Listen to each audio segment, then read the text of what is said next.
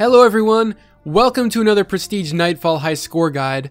This time we'll be going over the best modifiers to use and what your loadout should look like in order to beat the 110,000 point score threshold for Savathun's song. So let's get down to business. You'll want to set your challenge card up like this. 15 times Power Handicap, which is probably the lowest you'll want to go, Solar Singe, Extinguish, Match Game, and Momentum. Match Game is ridiculously easy to counter in this strike because there are only like 3 wizards in the entire strike that have void shields, and that's pretty much it. So I mentioned going solar for this strike. If you have it, use Whisper of the Worm. It's going to be a lifesaver for this one. It is amazing in this Nightfall. Most of your encounters will allow you to get some range between you and your targets, so sniping isn't really difficult. You can stay back and pick off knights, ogres, and wizards so easily with the Whisper of the Worm. If you have it, that's really going to be the only thing you should be using in your heavy slot. If you don't have the Whisper, the Sleeper Simulant is also a good pick, or you could use the EP Sniper with a solar mod, and maybe even Merciless. For energy, you'll want to bring an arc weapon, preferably something with a little range like an auto rifle or scout rifle, or even submachine gun works too. At the very least, have 2 people run an arc energy weapon while the 3rd person runs a void energy, but it's not really required unless you're going for a speed run. Speaking of speed runs, if you want to farm this strike for the duty bound auto rifle, set your challenge card up with Solar Singe, Heavyweight, and Momentum. That's all you gotta do to breeze through this thing easily.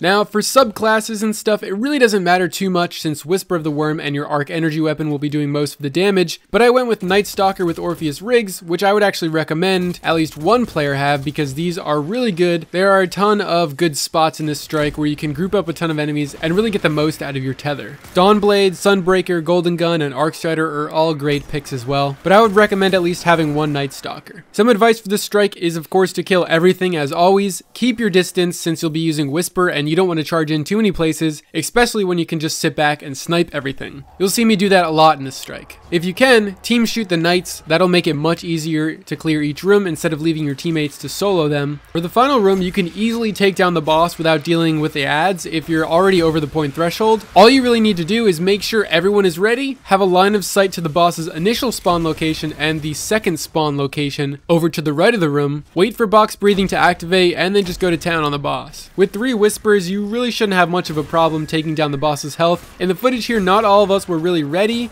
when we activated the boss, so we kind of lost out on some good damage there, but if you coordinate with your team, it'll be pretty easy. Warlocks with Empowering Rift and Lunafaction Boots really help you recover from missing your crits on the boss, so use those if you've got them. Otherwise, that's really all there is to it. If you haven't gotten the duty bound and want to check out the perks, you can do so at the end of the video right after our run. A while back, I got this thing to drop Masterwork, which is pretty cool, and it's not a bad gun overall. It has Rampage and Ricochet rounds, but the gun's impact is what kind of turns me off from it. So that's about it. Thank you guys for watching, and good luck with your high score run or getting the duty bound.